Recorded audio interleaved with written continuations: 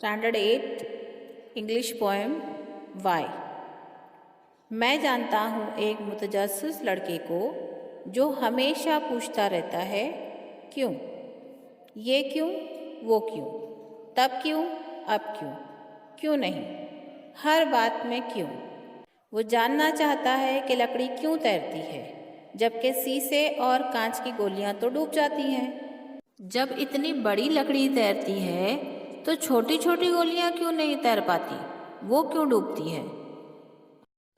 तारे कैसे चमकते हैं, इनमें रोशनी कहाँ से आती है, और हवाएं क्यों बहती है और अपने साथ इतनी सारी चीज़ों को बहा ले जाने की ताकत इसमें कहाँ से आती है। और हम खाना क्यों खाते हैं और पानी क्यों पीते हैं, हमारे खिलौने तो न खाते हैं न पीते हैं। वो जानना चाहता है कि ये बादल कैसे बनते हैं, इतनी ऊंचाई पर उनको कौन बना देता है, वो आसमान में इस पार से उस पार क्यों जाते हैं, रुके क्यों नहीं रहते। सूरज पहाड़ियों के पीछे क्यों डूब जाता है, आसमान में क्यों नहीं रहता। और फूल क्यों मरते हैं जबकि पेड़ तो जिंदा रहते हैं, फूल भी जिंदा क्यों नहीं रहते। वो जानना चाहता है कि ये हवा क्यों आती है फूंकने की नली के अंदर से जबकि इसके अंदर तो कोई हवा डालता नहीं। पॉप गन से सिर्फ आवाज़ क्यों आती है, गोली क्यों नहीं निकलती। और समंदर में मद क्यों आते हैं, जज़र क्यों आते हैं। समंदर का पानी अंदर तक चला जाता है और कभी बाहर साहिल पर ज़ोर से चढ़ाता है।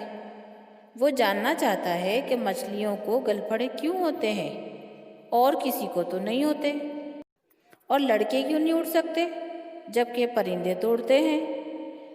भाप केतली की नली से बाहर क्यों आती है और ऊपर की तरफ उड़ती है, और बारिश का पानी तो आसमान से नीचे ज़मीन पर गिरता है।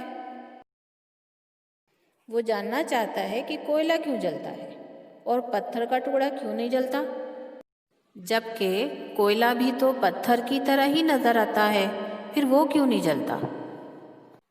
सेब के नरम गूदे के बीच में ये सख्त बीज कैसे आते हैं और सख्त हड्डी के अंदर नरम गूदा कैसे आ जाता है। वो जानना चाहता है कि बर्फ क्यों पिघलती है, यानी पहले पानी था तो बर्फ क्यों बना, और जब बर्फ बन चुका तो फिर से क्यों पिघला। वो जानना चाहता है कि मकड़ियाँ मक्खियों को क्यों खाती हैं और उनको पकड़ने के लिए जाल क्यों बनती हैं, ऐसे क्यों नहीं खाती। शहद की मक्खी इतनी ज़ोर से डंक मारती है जबकि दूसरी मक्खियाँ तो ऐसे डंक नहीं मारती। और खमीर की वजह से गूंदा हुआ आटा फूल क्यों जाता है।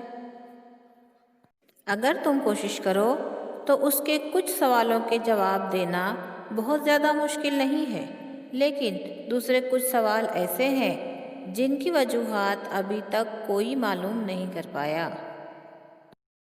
ये इंसान की फितरत है कि इंसान के मन में हर उम्र में अपने आप को देखकर, अपने आसपास के माहौल को देखकर, ज़मीन और आसमान की चीज़ों को देखकर सवालात पैदा होते हैं, और इन सवालात के जवाब ढूंढने की कोशिश से ही उसके इल्म में इजाफ़ा होता है और वो ज़िंदगी के हर मैदान में तरक्की करता है, साइंस और टेक्नोलॉजी की नई ईजादात और दरियाफ्त करता है।